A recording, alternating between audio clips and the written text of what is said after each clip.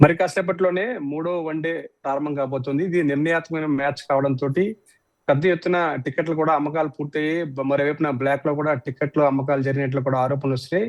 భారీ సంఖ్యలో ఇప్పటికే ప్రేక్షకులు ఒక్కొక్కరుగా కూడా స్టేడియం వద్దకు వస్తున్న పరిస్థితి ఉంది. మొత్తంగా చూసుకుంటే గనుక ఈ మ్యాచ్ అనేది అటు సౌత్ ఆఫ్రికాకి, ఇటు ఇండియాకి కూడా చాలా ప్రతిష్టాత్మకంగా మారిందని చెప్పుకోవచ్చు. ఎందుకంటే సౌత్ ఆఫ్రికా ఇప్పటికే సిరీస్‌ని ఏదైతే ఉందో అది సమన్ చేయడం జరిగింది. 2 వన్‌డేలు ఇప్పుడు 3 వన్‌డేల్లో భాగంగా 2 వన్‌డేల్లో రెండో వన్‌డే అనేది సౌత్ ఆఫ్రికా గెలవడం జరిగింది. మొదటి వన్‌డేలో ఇండియా గెలవడం జరిగింది. ఈ నేపథ్యంలోనే ఇప్పుడు ఎవరైతే ఈ మ్యాచ్‌ని గెలుస్తారో వారికి సిరీస్ అనేది దక్కబోతుంది. ఈ నేపథ్యంలోనే ఇప్పటికే మనం చూసుకుంటే కనుక వరుసగా 2 సిరీస్‌లు ఏదైతే ఉన్నాయో ఆ సిరీస్‌ని పోగొట్టుకున్న దాఖలాలైతే 1986 తర్వాత ఇప్పటి వరకు ఇండియా పేరుని ఎక్కడా కూడా లేదు. అంటే దాదాపుగా 40 సంవత్సరాల తర్వాత ఇండియా ఈ విధంగా వన్‌డే సిరీస్‌ని కోల్పోతే కనుక దాదాపుగా 40 సంవత్సరాల తర్వాత అటు టెస్ట్ మ్యాచ్‌లు కానీ, ఇటు వన్‌డేలు కానీ రెండిటిని కూడా కోల్పోయిన పరిస్థితి మొట్టమొదటిసారిగా ఎదురవుతుందని చెప్పుకోవచ్చు. ఈ నేపథ్యంలో ప్రస్తుతం చూస్తే కనుక విశాఖకు సంబంధించి పెద్ద ఎత్తున ప్రేక్షకులైతే కనుక స్టేడియం చేరుకుంటున్నారు. మరోవైపున ఇక్కడ ముఖ్యంగా విరాట్ కోహ్లీకి సంబంధించి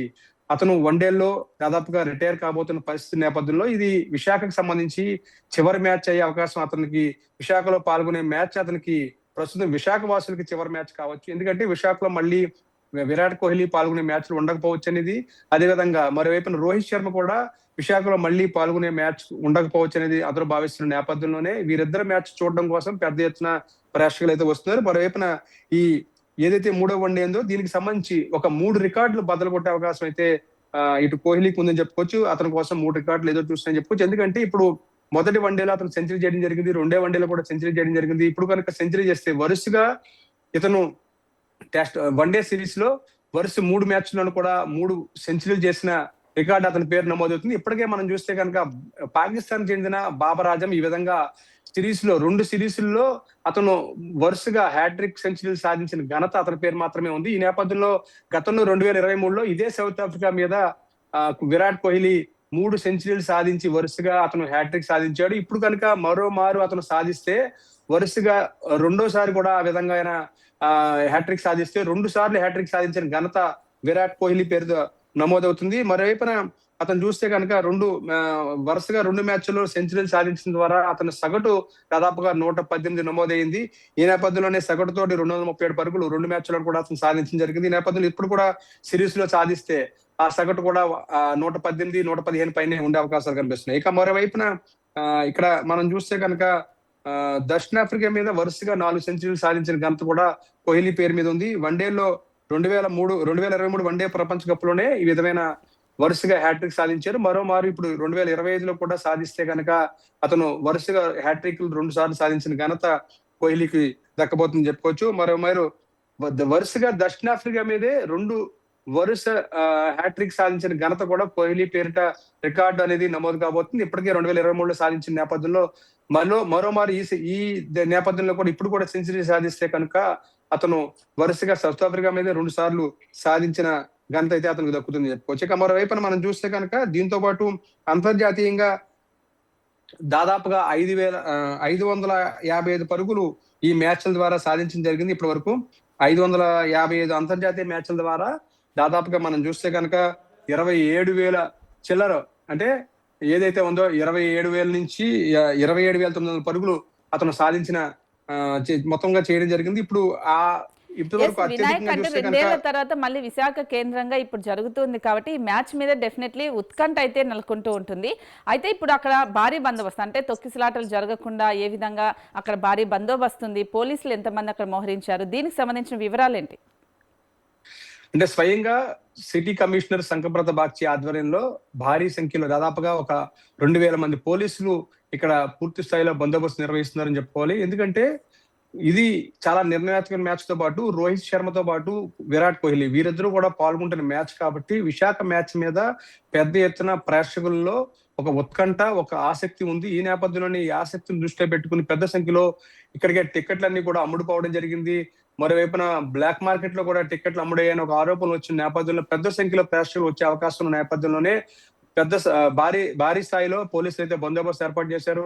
స్వయంగా సిపి కూడా ఈ బందోబస్తును పర్యవేక్షిస్తున్న పరిస్థితి. మరోవైపు ఇప్పటికే ఆంధ్ర క్రికెట్ అసోసియేషన్ తరపు నుంచి విజయవాడ ఎంపీ కేసినేని నాని, అదేవిధంగా మరొక ఎవరైతే సెక్రటరీ ఉన్నారో వాళ్ళంతా కూడా ఆంధ్ర క్రికెట్ అసోసియేషన్ అందరూ కూడా రావడం జరిగింది. ఈ నేపథ్యంలో వీరంతా కూడా ఇప్పుడు ప్రస్తుతం మ్యాచ్ ను కూడా తిలకించే అవకాశాలు ఉన్నాయి. భారీ సంఖ్యలో ప్రేక్షకులు వస్తున్న నేపథ్యంలో ఈ మ్యాచ్ కి సంబంధించి ప్రేక్షకుల్లో తీవ్రమైన ఉత్కంఠ, ఆసక్తి ఉన్న నేపథ్యంలో అందుకు అనుగుణంగానే క్రికెట్ స్టేడియం వద్ద ఏర్పాట్లు కూడా చేయడం జరిగింది. ఎక్కడ కూడా తొక్కిసలాట జరగకుండా భారీ బందోబస్తు కూడా నిర్వహించారు.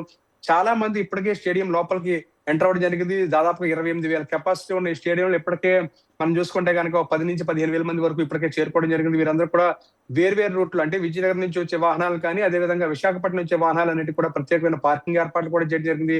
ఎక్కడా కూడా తొక్కిసలాట జరగకుండా ఉండేందుకు గాను ఇందుకు సంబంధించి ఏర్పాట్లు జరిగింది. మరోవైపున విరాట్ కోహ్లీ, రోహిత్ శర్మ వీరిద్దరికి సంబంధించి పెద్ద ఎత్తున అందరూ కూడా ఆసక్తిగా ఎదురు చూస్తున్నారు. వీరి కాంబినేషన్ తోటి ఇది ఇక్కడ విశాఖలో విరాట్ కోహ్లీకి ఉన్న రికార్డు దృష్ట్యా ఇక్కడ కూడా మరోసారి సెంచరీ చేసే అవకాశం ఉందని చెప్తారు.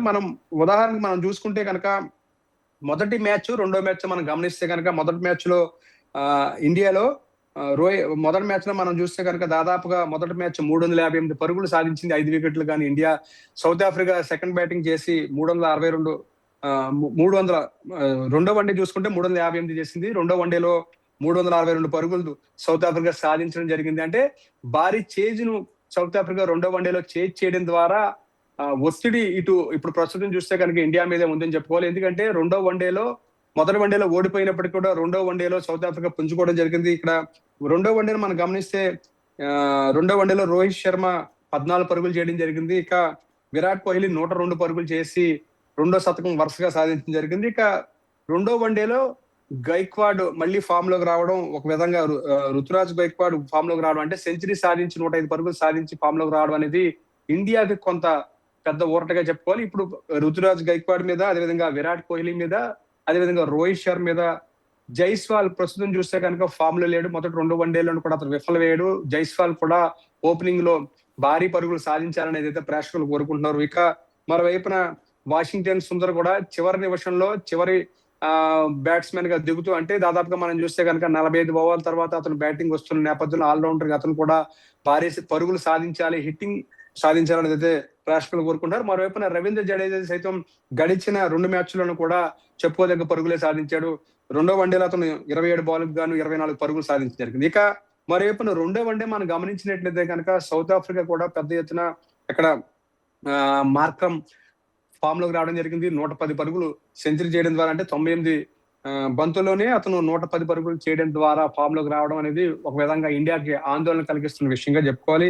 మరోవైపున అక్కడ ఎవరైతే మిడిల్ ఆర్డర్ బ్యాట్స్మెన్ ఉంటారో, బ్రైవేస్ కానీ లేకపోతే రిట్కే కానీ, వీరిద్దరూ కూడా తిరిగి ఫామ్ లోకి రావడం అనేది సౌత్ ఆఫ్రికాకి బలంగా చెప్పుకోవాలి. అంటే గతంలో కూడా అక్కడ ఉమెన్స్ లీగ్ అనేది విశాఖ స్టేడియం జరిగింది, ఇప్పుడు మళ్ళీ ఇప్పుడు జరుగుతుంది కదా.